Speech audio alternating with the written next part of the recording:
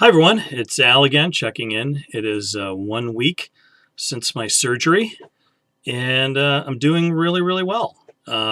It's been actually a lot better than I really imagined because, when you look at YouTube, there are a lot of videos out there, and they show you the extremes people that have had no pain, no nausea, to people that were, horrible pain, lots of nausea, things like that. I've been kind of a middle of the road thing. Had some early stuff and it's much much better. And again, the more you walk, the better it is. So first, go over the stats. I am now, when I weighed in with Dr. Anush yesterday morning, I was 233 pounds. So that is a total net weight loss of 35 pounds. So right now, I'm sitting at about halfway to my goal 1 week after surgery. Uh, Long road ahead, understand it. Got to make sure I watch what I eat. Good news is, had a lot of encouragement yesterday at the appointment. Um, I'm now on full liquids. Hoo-hoo. I never thought I'd be happy to be able to have soups, to be able to have like the cream of broccoli and tomato soup. Oh, tomato soup is just to die for. And by the way, if you like it, if you're a tomato soup fan, BJ's has this cream of tomato soup that's like in a Parmalat kind of container. It's like a long shelf life container, and it's great because you could pour out what you want and then put the rest in the refrigerator. You don't have to cook it or anything. You just heat it up in the microwave, and it's delicious. So it really, really helps give you a nice, satisfying feeling. You feel like you had kind of a meal, really, afterwards. Also got the permission to drive short distances, errands, things like that. No long distance stuff over 45 minutes. But that's great because my wife had been running around trying to get me all the stuff that I needed for these diets and stuff. So I was able to get out there and do a lot of that stuff for her. To kind of go over from the last time, which was 3 days after the surgery, one of the things you need to be doing is taking walks, and a lot of walks, short walks to be precise. One of the things I did is I kind of overdid it. The first couple of days that I was back home, I said, let me walk my dog around the block. I was so exhausted when I got back from walking my dog around the block. It was just a little too much. So, if you're going to walk your dog or take a walk, walk up a few houses, come back, and try to keep it short in the beginning. It's hard, like I said, to walk around the house for very long because it's, you just you look like you're wandering aimlessly around the house, which is what you're doing. But it really does help to walk, to break up that gas. Because I'll be honest with you, I haven't had, personally me, any real pain from any of the incisions that were made in the surgery. And I don't even know if I'm having pain in my stomach from the surgery. I feel like I'm having a lot of gas pain. And it gets worse at night. I noticed that the first night that I came home, I slept great. I slept for 5 or 6 hours. I forget what I told you last time, but it was really, really good. The next night, I went to bed and I decided, well, I slept so good, maybe I don't need to take the pain medication that night. Well, oh my gosh, when I woke up at 3 o'clock in the morning or whatever to go to the bathroom, it was just, intense back pain. And it was really from the gas. It felt very, very bloated and tight. So the pain medication, while you may not need it during the day, I found that it really, really helps at night. Because just doing straight Tylenol didn't really help for the nighttime stuff. I really needed to get those, those base hours of sleep down. So that's one thing. And then the good thing I found, I was able to roll onto my side. I was actually able to sleep on my side.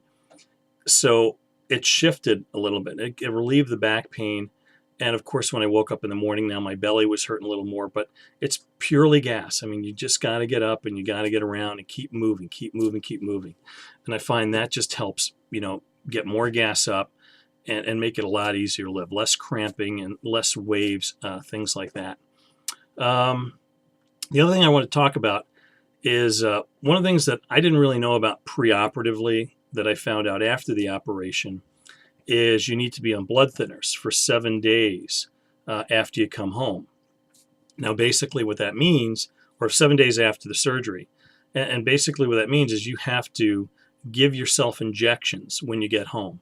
It's a drug called Lovenox. They give you a little package in the hospital with a disposal for the sharps and little wipes and a little log where you keep stuff.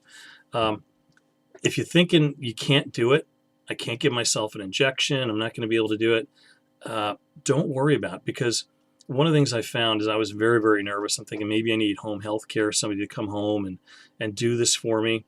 And it's really a non-issue. First of all, it goes into the fatty part of your stomach. So you just kind of pinch an inch, and then you put it into there. You wipe it down with a sterile alcohol wipe, and then you put the needle in. You don't even feel the needle. It's so tiny and so sharp that you don't even feel it penetrating your skin.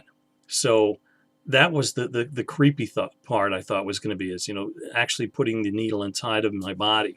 The only thing that's a little annoying is that there's a little burning sensation after you inject the whole amount. So, and it lasts for 1 or 2 minutes. You have this little burning sensation because of the liquid going into you.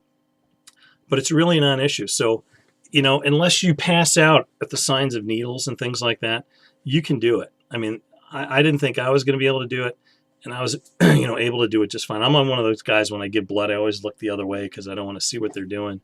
But it really, really is an easy thing to do. I'm trying to think of what else. That's pretty much it. I mean, my diet pretty much consists of now doing the protein shakes, which actually is very, very satisfying now. So I'll do the protein shake in the morning. I'll do one in the afternoon. I'll do one in the evening. Having oatmeal. I get the plain Quaker oats, the little single packets, and I use a little Splenda to sweeten it up. And I put a little bit of maple syrup. I got the special Vermont maple syrup that I found at Pathmark. Pathmark. And it's sugar-free, gluten-free, and just a little tiny drizzle to give it a little bit of flavor. And oh my gosh, it's so satisfying in the morning. You feel like you had a breakfast. So the other thing that I found that was really, really comforting and kind of getting, back to feeling normal is being able to have a cup of coffee. Now, they don't want you to have a lot of caffeine because too much caffeine can cause ulcers, and you've got this brand new stomach, that's trying to heal up. So they don't want you to have too much caffeine.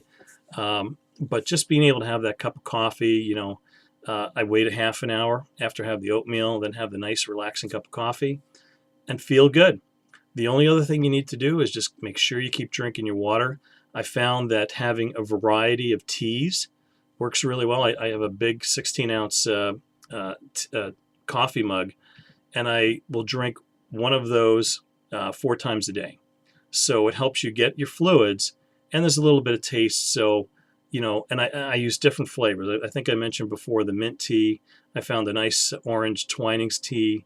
They have a nice chai tea that I picked up, and also the standard Lipton orange pekoe tea. So the combination of the 4 makes you feel like you're drinking a little bit something all the time, but you do basically get hydrated. As long as you go to the bathroom, once an hour or so, then it's working. You want to make sure that you're going to the bathroom constantly, so you're constantly hydrating yourself, and that in itself will keep away the deep leg thrombosis and blood clots and things like that. So make sure you stay hydrated, keep up the walks, do whatever you can. The more you could get up and walk around a little bit, sit down. Just don't sit down for hours and hours and hours, because that's when I find the gas builds up and you feel much more discomfort. And every day it gets so much easier. I remember having a surgery years ago, and the pain is always worse in the beginning. And when you get out to day 7, day 8, the real intense pain or any kind of constant pain you may be having is virtually gone.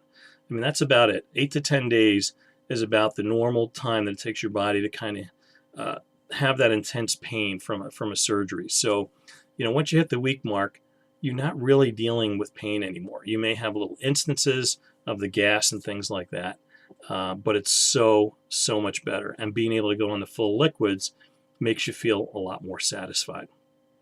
So that's really all I had note-wise to talk to you about today. I think the next time what I'll do is I'll check back with you in a couple of weeks, and then I should be going on to the well, actually, after the next doctor's visit, which is in 2 weeks from now, and then I'll follow up at 1 month, and then afterwards from that, you could just meet me at the support group meetings and talk about whatever. Anyway, that's it, and thanks for watching. Take care.